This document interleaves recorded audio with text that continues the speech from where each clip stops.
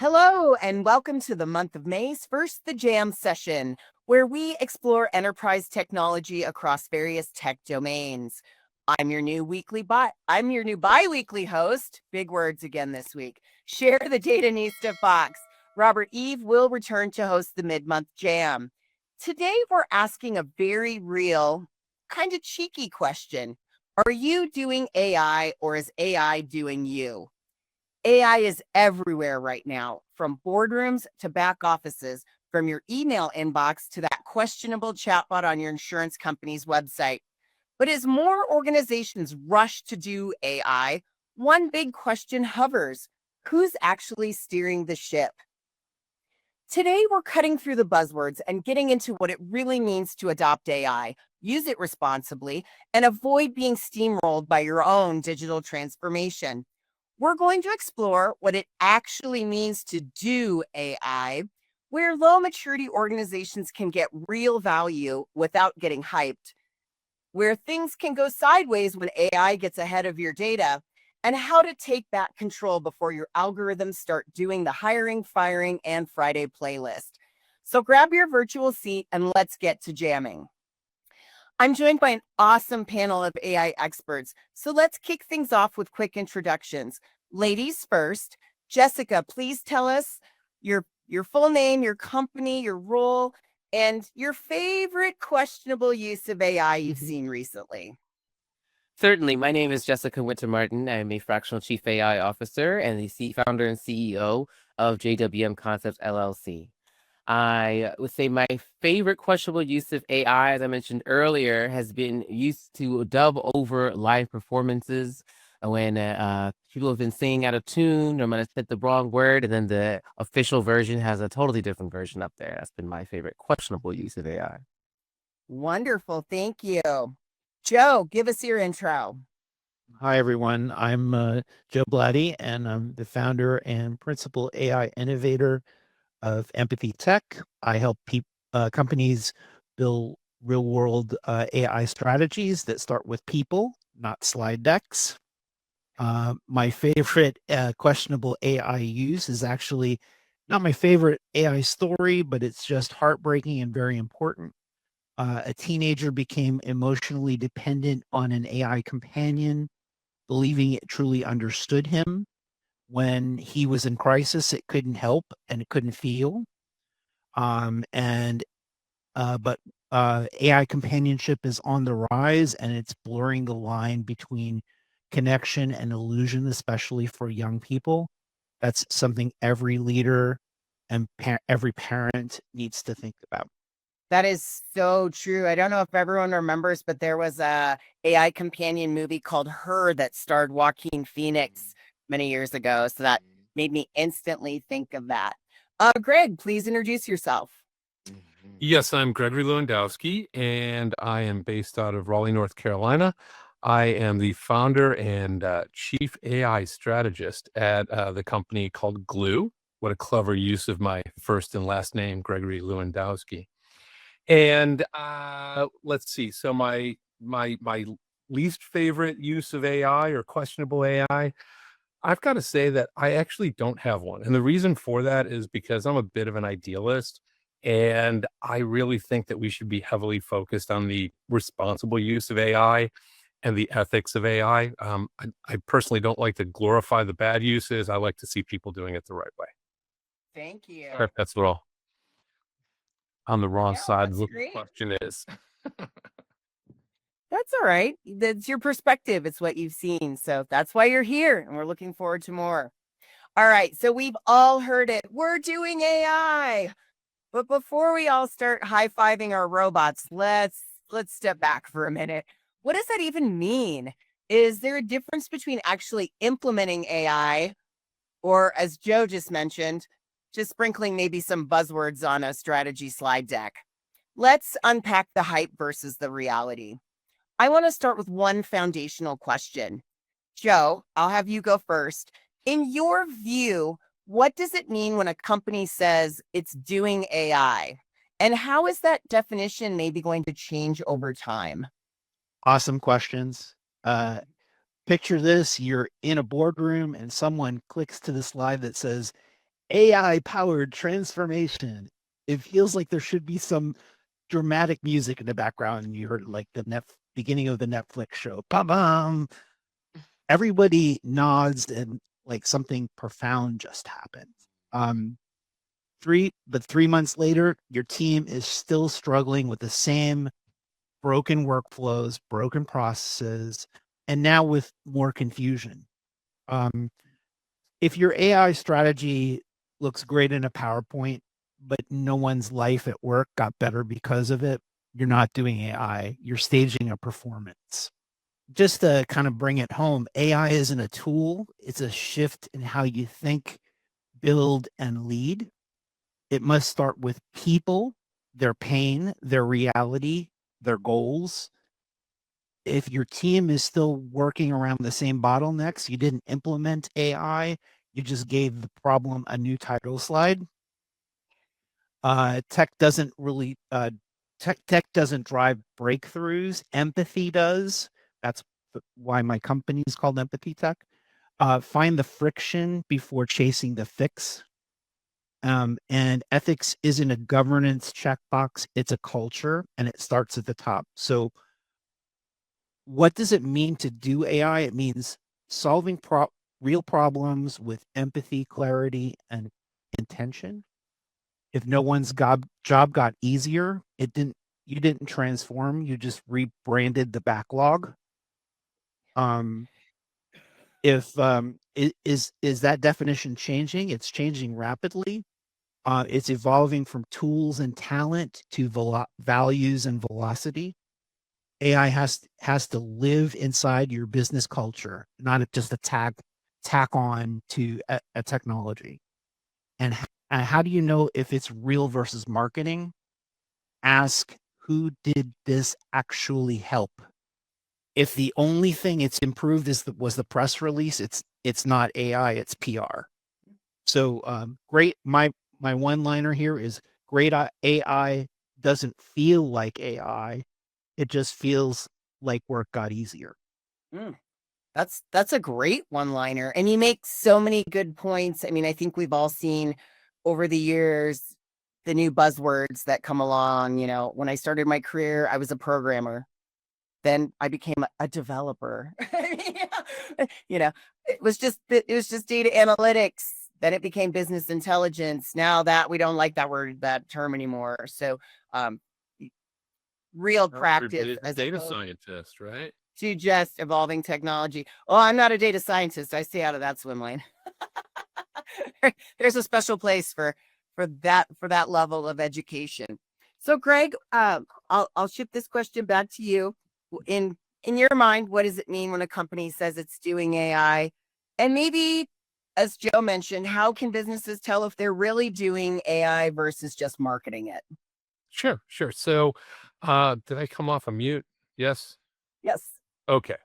So, building on what Joe was talking about, I really believe that doing AI it's evolved over the past few years. Initially, many companies claimed that they were doing AI when they were really just implementing kind of basic automation or rule-based systems.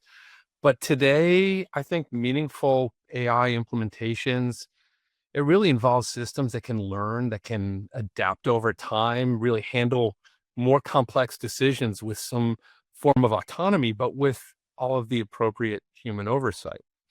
The definition definitely changing as technology changes as well. And we've really moved from a place where predictive analytics qualified as AI to a place where generative capabilities, multimodal models, agentic workflows, these are the new benchmark. And I think this evolution creates both opportunities and challenges for businesses that are trying to keep pace. And so, kind of getting into the second part of your question, um, when I try to distinguish genuine AI implementation or genuine AI from the marketing hype, I look for three primary indicators. So, is there a business problem that the AI is solving? Is there a measurable impact in terms of efficiency, accuracy, insight? And is there ongoing learning and an improvement cycle? So companies that are genuinely doing AI, They can articulate all of these specific use cases. They can demonstrate quantifiable results. They can show how their systems evolve with new data and new feedback. But they also tend to be very transparent about the limitations and thoughtful about the ethical considerations as well. And as a contrast, those that are not genuinely doing AI, they typically speak in vague generalities, make unrealistic claims about capabilities, or struggle to really demonstrate concrete value beyond the buzz. Want more Insight Jam? Subscribe to our YouTube channel for shorts, panels, podcasts, and more. In your shorts feed, enjoy a daily dose of best practices from tech experts and leading solution providers, while long-form panel discussions and keynotes, recorded live every quarter, go deep on important industry topics. And don't miss our collection of regular podcasts, keeping you informed on the latest trends. We're hard at work collecting the best enterprise technology information from around the globe, so subscribe to be notified of our next upload. Now, let's get back to the show. I agree with so much of what you said there, and you really backed up what Joe brought to the table. So, well, I like it when people agree with me, so that's good. That is true, actually. I have found that out about you. So, Jessica, I'd love your take on this. Again, what does it mean when a company says it's doing AI? And I know you do a lot of AI assessments, readiness. Have you seen an example where doing AI maybe just turned out to be more like putting lipstick on a dashboard? It's funny you say that. So, not to reiterate what has been said, I find when it comes to the difference between the assessments and implementation, it's always about your mindset, right? And then the mindset of leadership. Are they actually prepared? And so what I find the reason why we see that washing, that AI washing over things is because that is the least that management or upper level decision makers are willing to accept. And so when it comes to the difference between just the assessment and the application, I often say, well, why don't we start with marketing? Because it gives you the quickest wins, it's easiest to apply, and then it is more comfortable kind of for the ownership, the management, the decision maker to start with something that is almost lower, it seems like lower risk than bringing something into their operations, right? And so I think that's a lot of that, why you see that happening, is there's a bit of a fear that the companies know that their customers want to see it, their employees want to see it, but they're a little scared of it. I call this like the puppy versus kitten, where people think that AI is like a puppy. The kids want it, right? The kids' friends want it, but it's going to tear everything up. It's going to cost me a lot more money than I thought. I don't really want to bring this in. It's going to tear up my shoes. And I tell them that AI is much more like a kitten. The first day it comes in, it might knock your water over. But once you get things trained, it knows where to go. You keep its water bowl full, and it comes up to you when it wants a pat. You can come up to it when you want a pat, and it keeps the mice out of your house, right? So that's when it's all about that mindset shift. So I think one of the reasons why we see in the space that people are kind of AI washing, AI coding, just slapping that word out of PowerPoint is because that's what their clients want to see, because they understand it's the future, but that really reflects the hesitancy of the management team, of the decision makers in allowing it in. So how do we, as the implementers, as what's in our space, help us move that needle towards true AI use? Sometimes it just comes in being brave, and then that means stepping back and starting maybe with a newer business so you can show to the more established businesses the difference and how they're falling behind, and even intentionally starting with a little bit of the washing. Putting it on the outside, kind of like when you want to transform yourself. Sometimes it's easier to start with a haircut, right? Start with a wardrobe change than it is to actually do that internal work.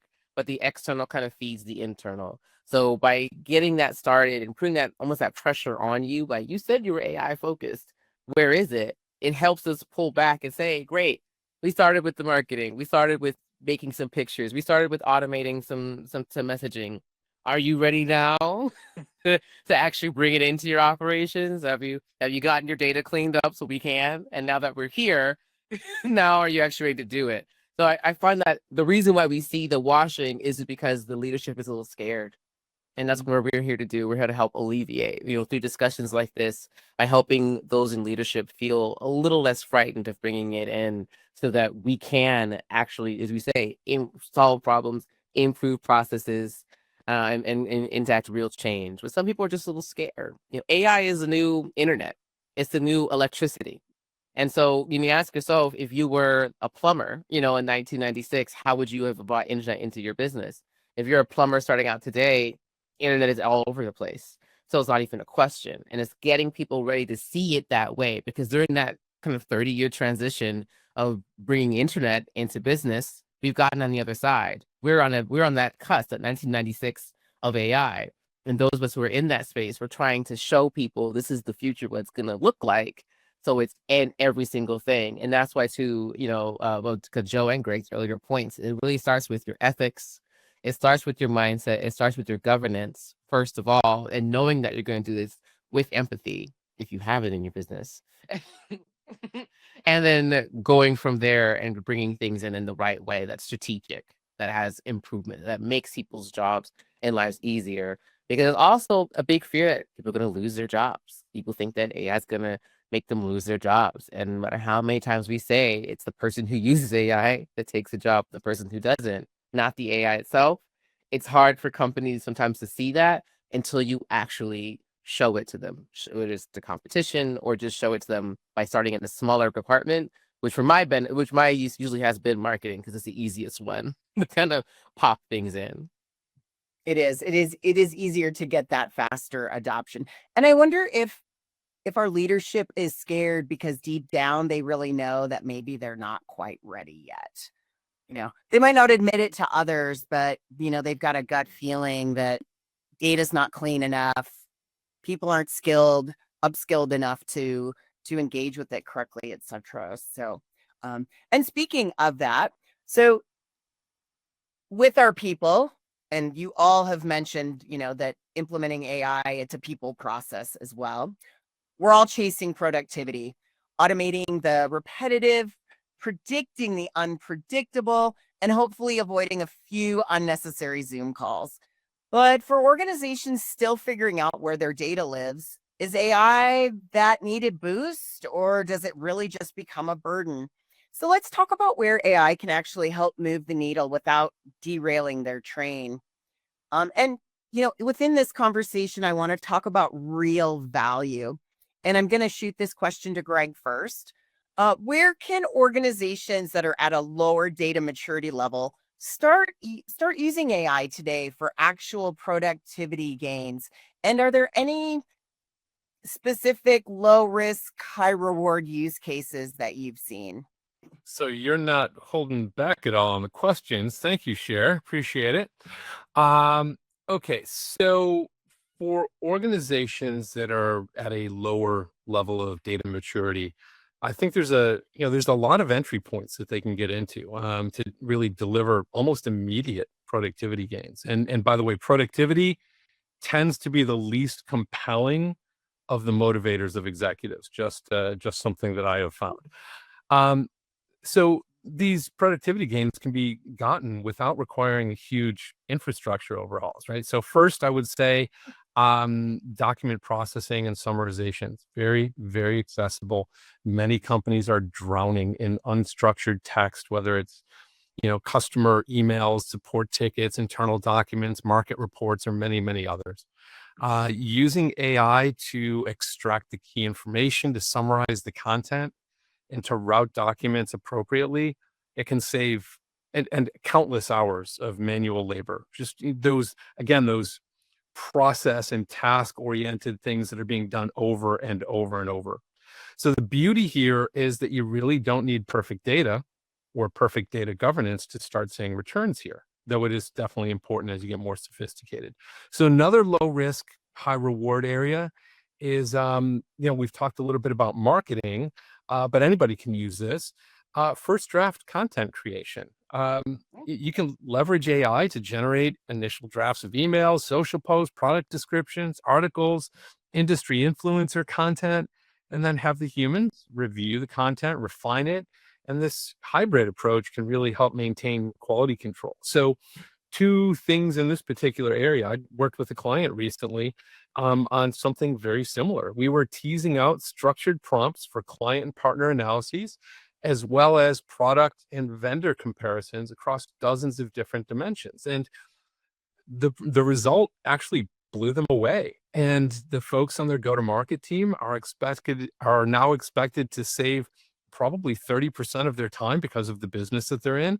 And this means more time with their clients, or maybe even getting some time back for themselves and spending it with their family. Second, regarding, the creation of new content, personally, I maintain a pretty sophisticated brand voice analysis for myself that really helps me when I'm staring at the blank screen. It's saved me literally hundreds of hours agonizing over my writing. And frankly, it's a far better writer than I am. It gives me a head start, but I always edit it and rewrite the results as, because it is me, it is coming from me, but being able to guide it along in the things that I'm interested in, researching, order, the specifics associated with it is such a time savings. So to kind of get back to things, right, where implementations typically go right is when companies start small, they have clear metrics for success, and then maintain the human oversight. The most successful deployments that I've seen also have very tight feedback loops between the systems and the people using them. And conversely, where we see things go wrong is when organizations underinvest in people and the cultural and the human elements of AI adoption. So there tends to be too heavy of a focus on the technology itself.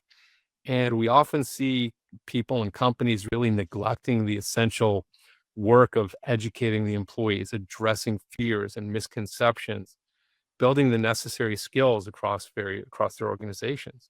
So without robust change management activities, even the most technically sound AI implementations, they're likely to fail. And I typically tell people, if you're not investing 3 to 5x on the people side, it's a pretty strong indicator that the likelihood that your AI will go wrong. Interesting. It's good to have a recommendation formula like that so that companies can quantify it before they decide to, start adopting and start implementing. Jessica, when organizations are at that lower data maturity level and try to start using AI to get some of those productivity gains, where does it usually go right? Or where does it go wrong? Yeah, just to kind of go off what Greg is saying, it's really all about the people. You really have to invest in the people, manage the people, monitor the people, and making sure the relationships are being built. That's the future of the workforce. The future of the workforce is truly in relationship building and management, because we know the bots can do so much on that back, and you want to build that relationship in. So what I've seen with companies that are lower in the data maturity, like I say, I always like to say start with simple wins on the marketing side, because they're so straightforward, they're so easy. Like you say, you can get that real quick feedback loop, right? If from automating your DMs, from automating your posting, or automating your newsletter processing and those kinds of basic developments, you can really quickly see these are the results, this is what's going on. And then you can see with those people, if you have that one person whose job it is to make slides, and now they're using Gamma and they're making slides quickly, then the question goes, what are that person's strengths, right? That's a really easy adoption. I've seen it in plenty of companies where that's on their sales team or on their marketing team is the people who only job it is just to create the content, right? Great. Now we make content creation much quicker, much easier for those people. What else can they do? And if anything, it creates an opportunity with the right ethical framework and the right communication to everybody around, from your stakeholders, shareholders, if you have them, right, to the employees, to the clients, letting them know, yes, we're adopting AI. Yes, we're going to be using it.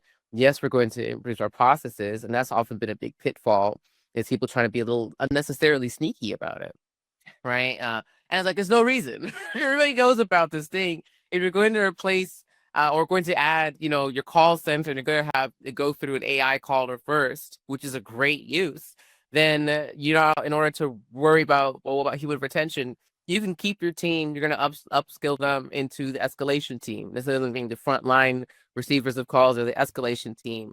And now you can take that effort, that money, those resources, and move it up higher, right? And reinvest in those people. Maybe you only need 5 people instead of 10. Well, did you have 10 job openings?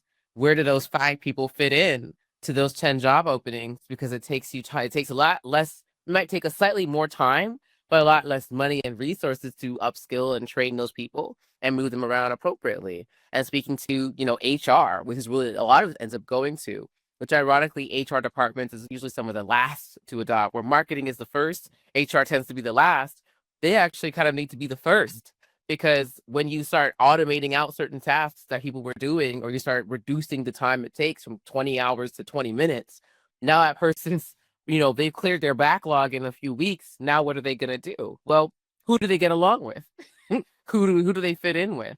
And that cultural fit ends up being more important than relationship management. And then when I say, HR is going to switch from headhunting to matchmaking, because it's really going to be about who gets along with who can we value there, what are your skills, and how can we leverage them to grow the company so that we can retain and upskill and move up. So I've seen that with companies where their data may be all over the place, and I'm telling them to use Cher to clean it up. But along the way, what are those other spaces we can bring AI in that's effective, that's manageable? And it always comes back to human capital management, to relationship building, relationship management, pulling things off of Zoom into an in-person retreat. Right now we have more time. We're going to do it in person once a week. And what does that mean to build those relationships so that this company can grow? Because a company with 10 people who get along and love each other will always do more faster than a company of 50 people who aren't entirely getting along, no matter how much AI you throw at the 50-person company. Yeah, that's so true. Real quick, just to wrap up this segment, Joe, have you seen organizations over-engineer a solution when maybe a simpler automation or BI tool would have just done the job better?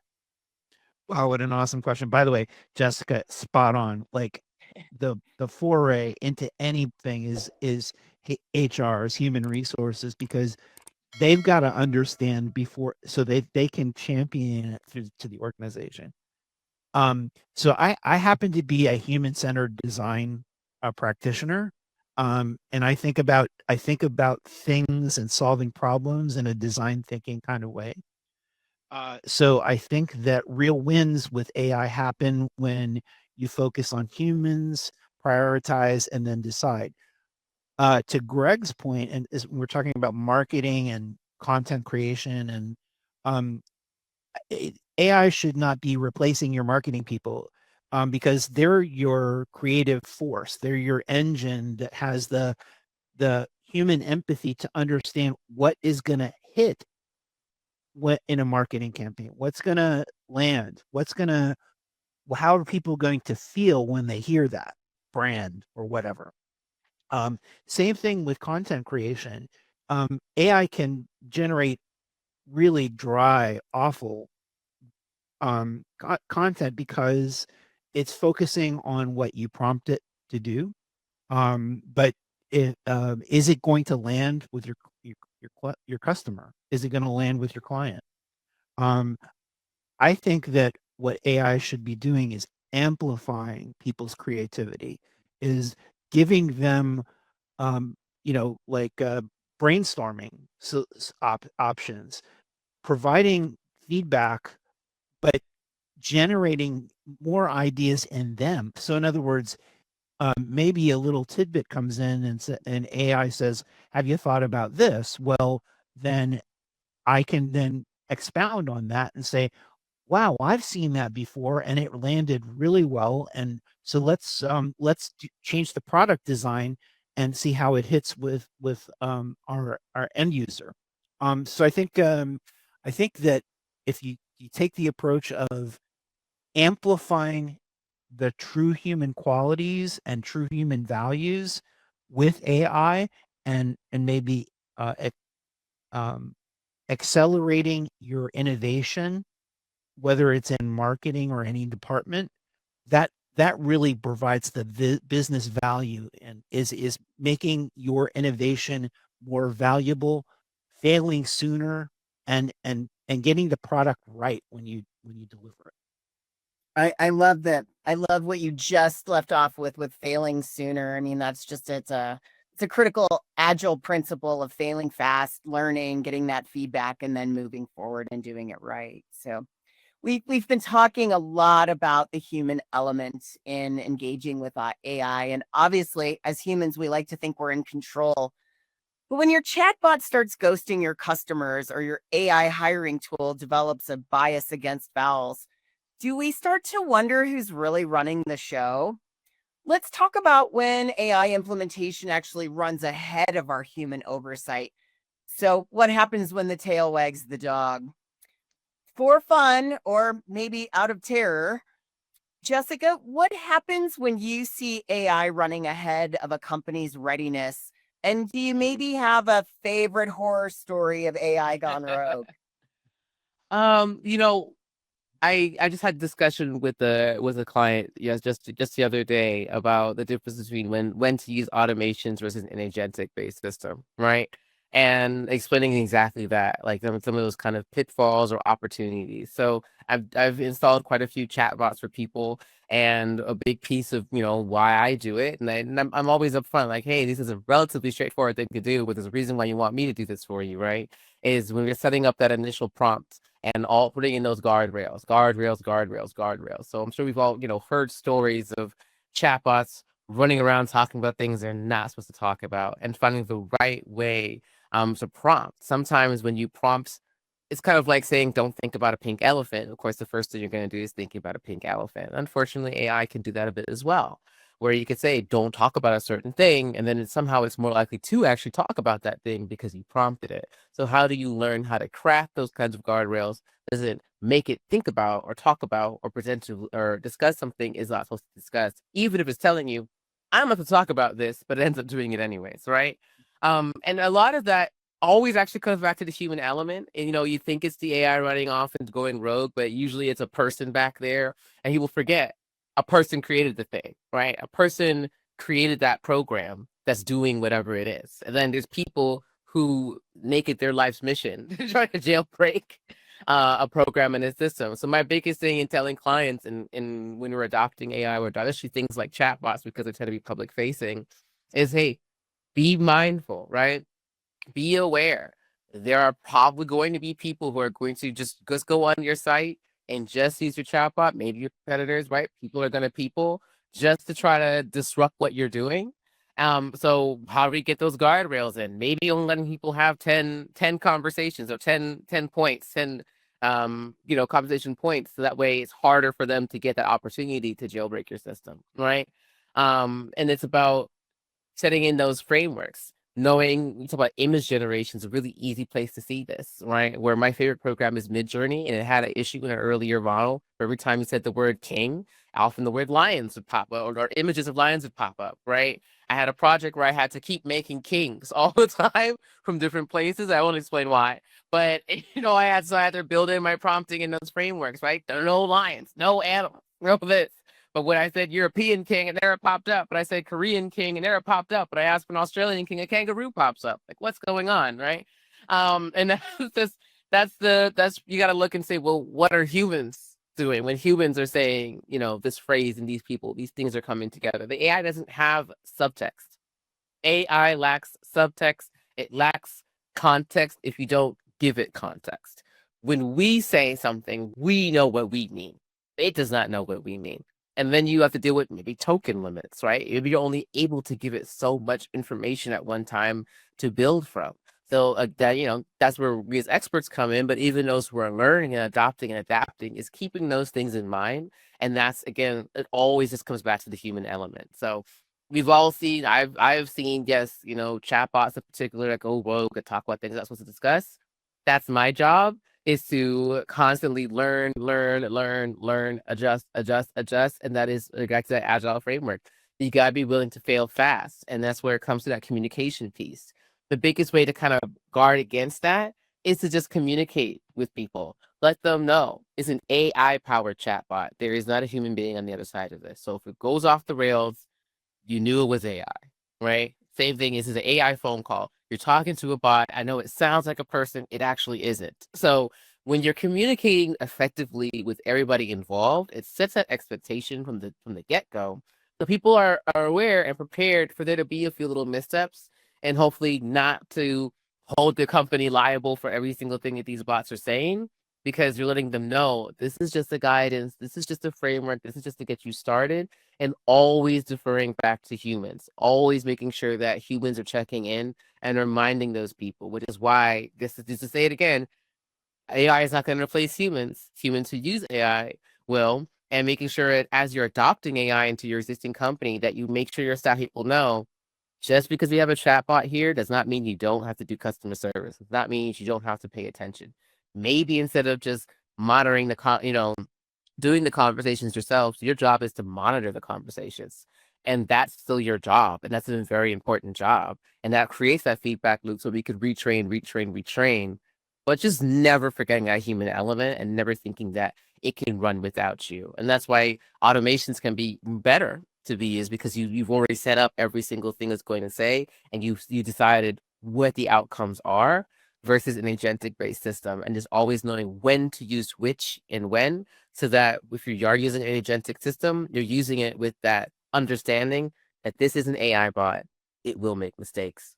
Just like when you send an intern out to when to do your thing. It's why I tell my interns, tell everybody you're an intern. I don't care what you look like, how you're dressed.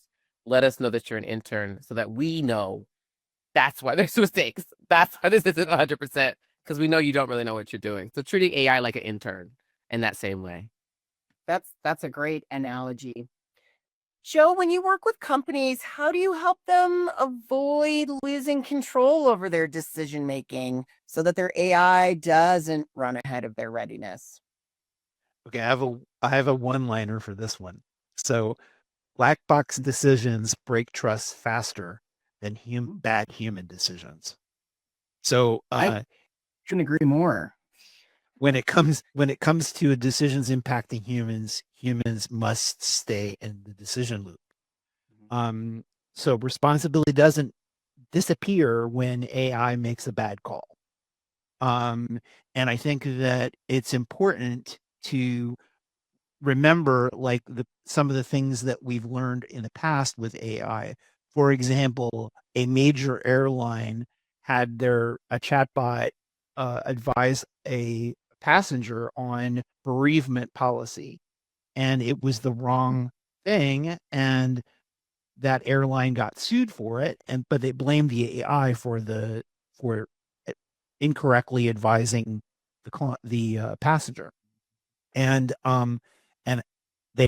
of course the passenger won in court.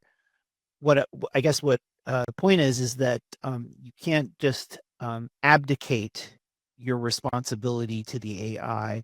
Delegation is smart, because then at least if you put the guardrails around it, then at least you're giving at least a front end, but abdication is dangerous. And so if you don't have those guardrails and you don't think about that in advance, then you're going to be paying for it in the end. So governance isn't optional when real people's lives are involved. And so I guess that's the best way to describe it. I think we all need to realize that while this is a great thing, we got to think in human terms and the human impact. It's good to bring up accountability, because I mean we've all heard a story where there's been a major cyber attack, and a CISO's head is on the chopping block as a result of it. That somebody has to be held accountable regardless of all the technology that we are using and or have in place. Greg, how do we keep humans in the loop without completely slowing down innovation? Okay, so another hard question. Thank you.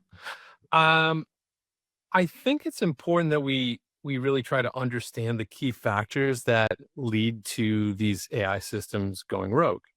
And we don't really see the typical Hollywood drama style where AI takes over, right? But it's a lot more subtle. And I think that many of the problems originate from, let's say, a lack of strong evaluation and prioritization processes. People just pick the wrong use cases, often biased by the hippo in the room, right? The highest paid person's opinion. And the organizations want to please those individuals. They rush to implement AI solutions that are not well thought out. And as a result, they fail. as well as they're not really aligned with the business objectives. They often tend to be kind of personal agenda items. Bad data, another major culprit. I think we're going to talk about this a little bit as well. But when you have systems that are based on biased data, incomplete data, inconsistent data, it's inevitably going to produce problematic results. And I've seen cases where this led to significant business impacts before anybody really realized that there was an issue. One that I don't think we talk about enough is that a lot of companies, and it doesn't matter if you are one of the largest companies in the world, they actually don't understand their own processes.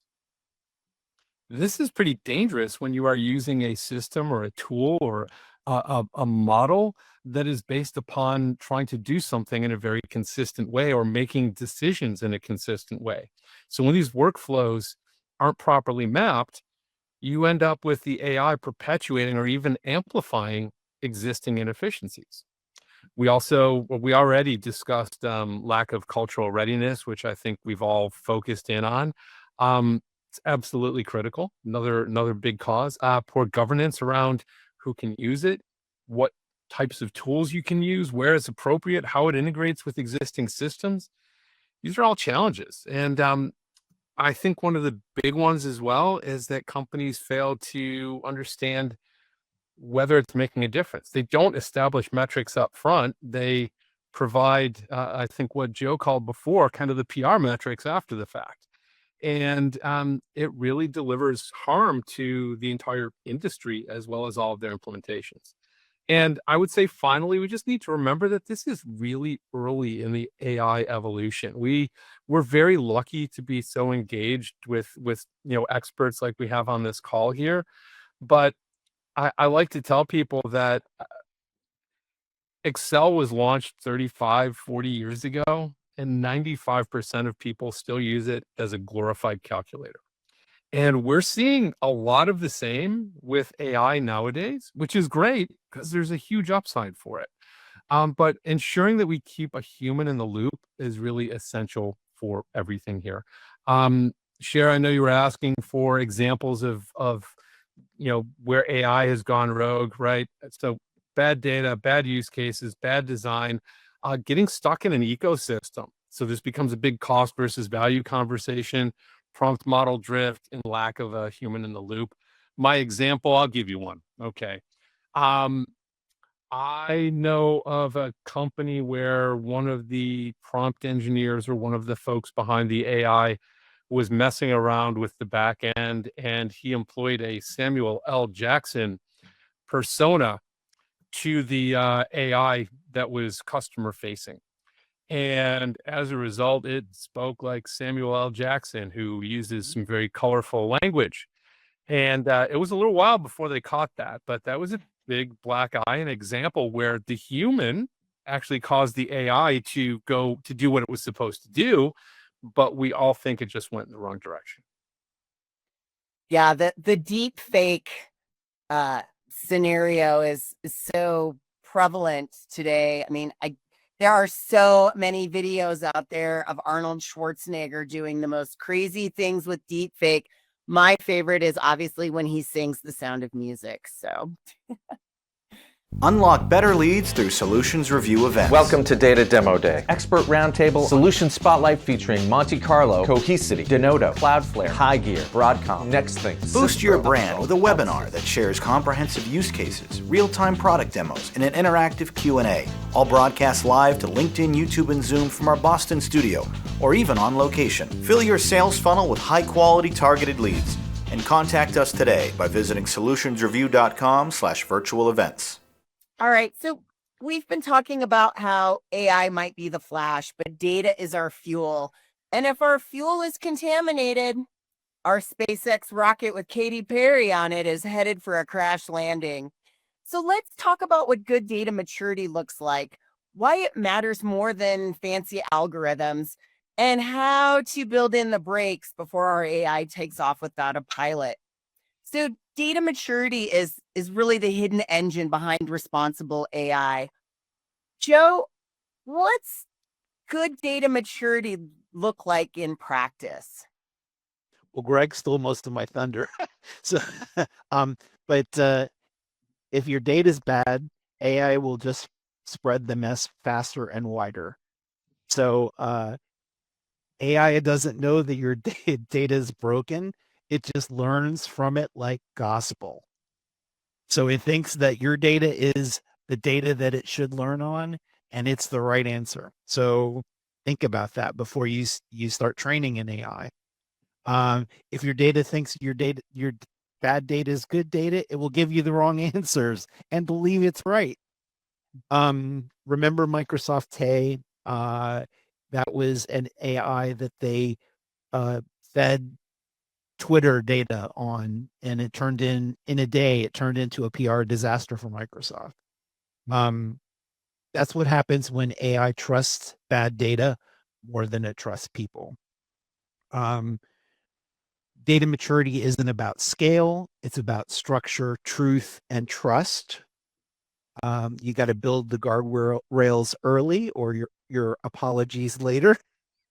Good data governance is a human problem, and it's not a technical problem. So what does good data maturity look like? It looks like your team is actually trusting the numbers, not digging through 6 versions of the truth or emailing around to last week's spreadsheet, going to Greg's Excel spreadsheet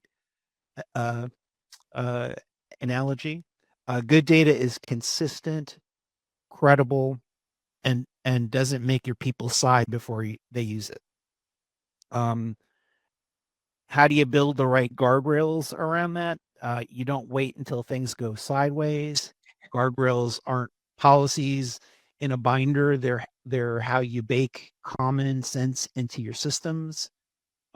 Start early, set clear boundaries, make sure your AI knows what not to do as much as what to do. So AI doesn't clean the floor, it just drives a faster mop. Which you need if you're going to throw junk into the fan and just let it spread. Yep.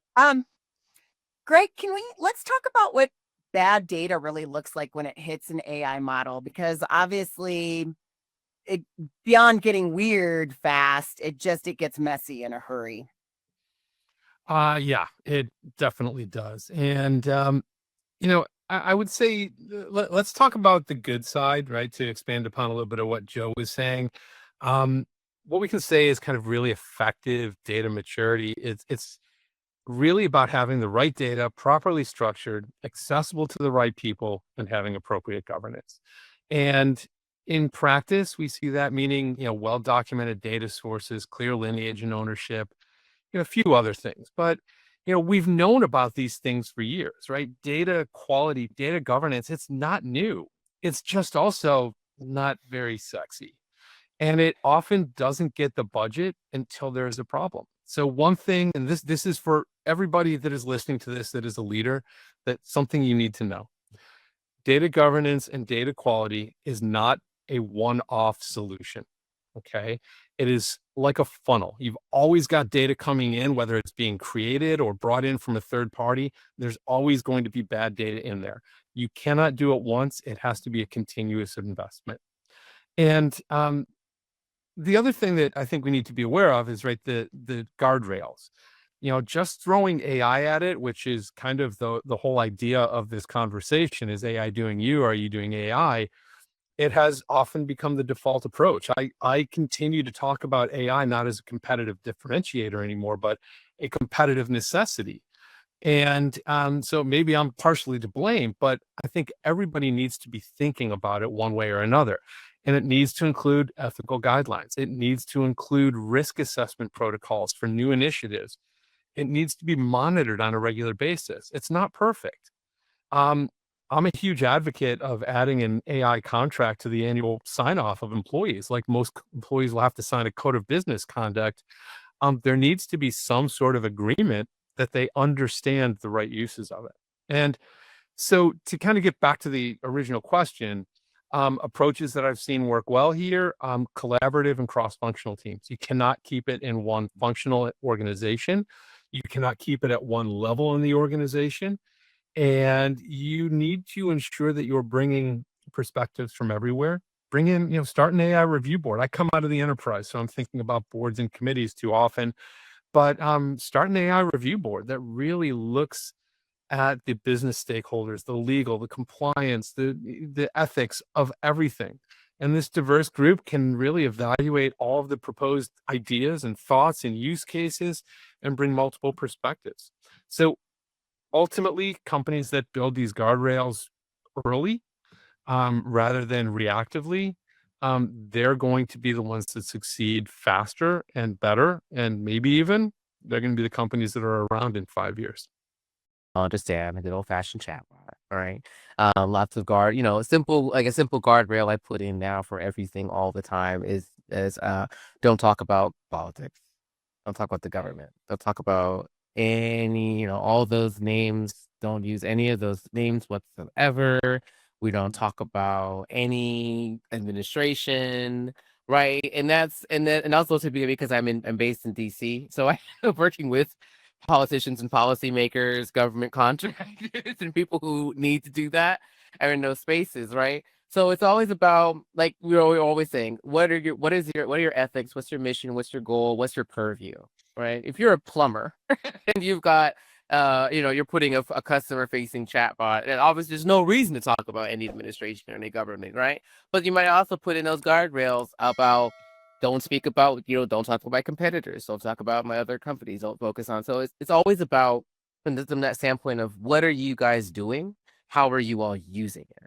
If it's a phone caller, right? Putting in those kinds of guardrails there, where if someone's gonna be calling in, if that bot can sense emotional distress, can it sense someone calling in upset?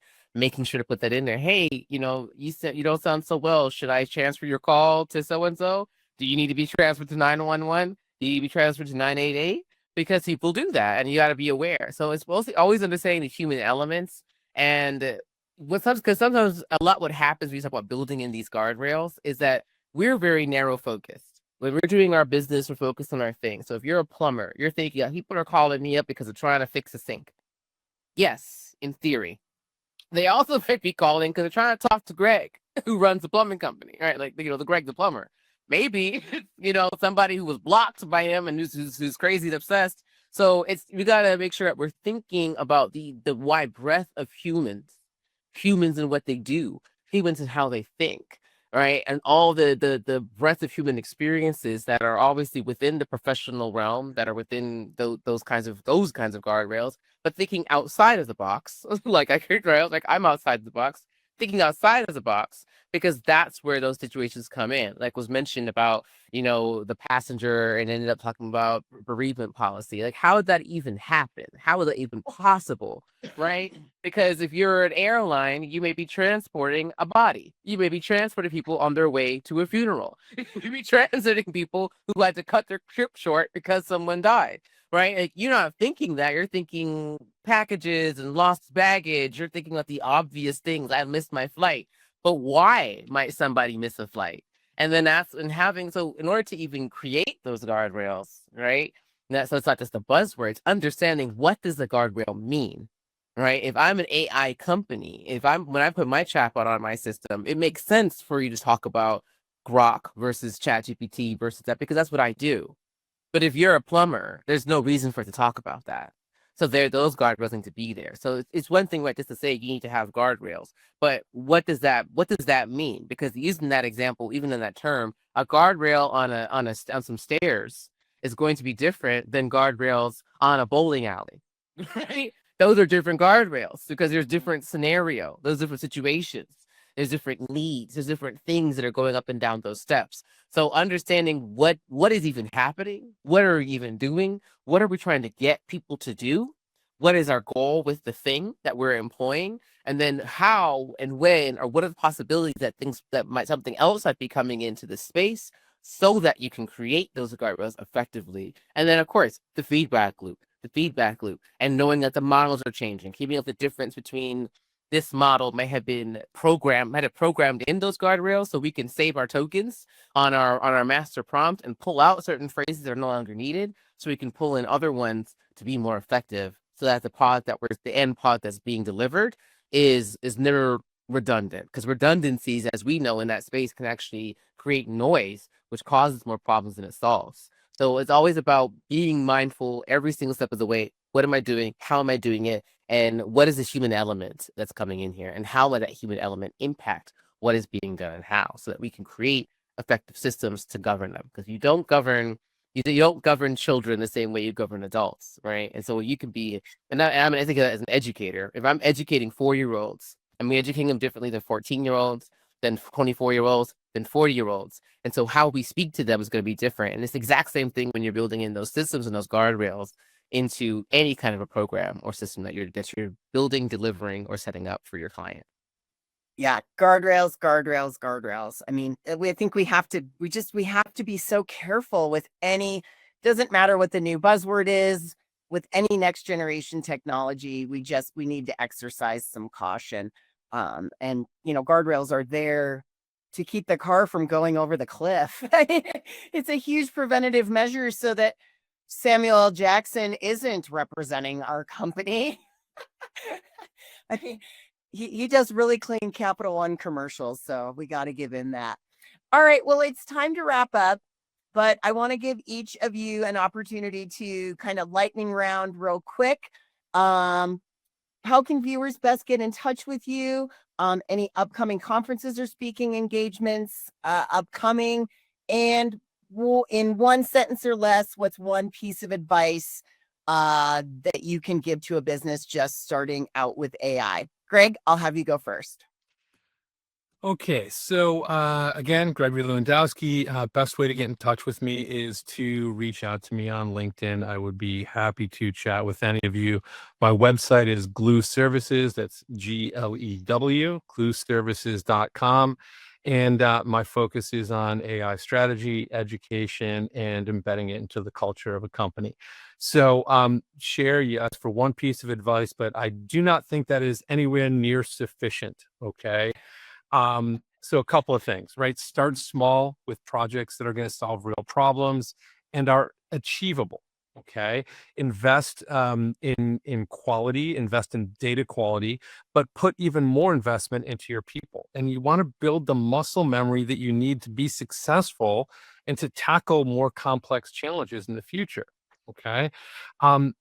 Also, I would strongly suggest look to the outside for help, right? Companies are great at what they do, but sometimes they're a little bit too close to their own problems to be effective in implementing something so incredibly new. Okay. And one last piece of advice, and we keep hearing it, but this is the tagline of my company. AI is 10% technology, 90% people. And keep remembering that.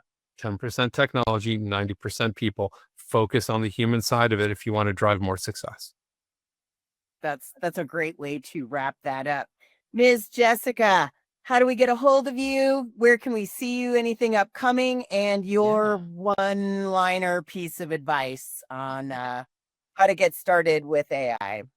Yeah, so I'm Jessica Winter Martin. That's Winter with a Y, WYNTER Martin. Easiest way to find me is going to be on LinkedIn as well. I'm the only Jessica Winter Martin in the world, so I know you'll find me. Of course, my company name, JWM Concept LLC. There's our website, jwmconceptllc.com. If you are in the DC area, I will be speaking at the Power Up DC conference, May 6th. That's Tuesday, May 6th at the MLK Library. I'm speaking at the Established Businesses panel. I'll be at the Executive Luncheon, and I'll be around the networking sessions there. So if you're able to come on by, if you're in the Baltimore area, if you're not able to come on down, I will be at the Blue Barbecue Pit the 22nd. That is Wednesday the 22nd for Profits and Pours with Stephanie Gum. And of course, again, speaking about how we can bring AI into your business as you prepare for things like exit planning, and as you make your business available for sale to increase your valuation. I think one good piece of advice I would say is, for anybody starting out with AI on the individual level, even for your business, I always recommend that you set aside about 4 hours of time per week to play with AI tools. So that's maybe like, a good Friday afternoon, Saturday, Sunday morning kind of a thing. And set aside an AI budget as well. I recommend about $200 per month to get you started.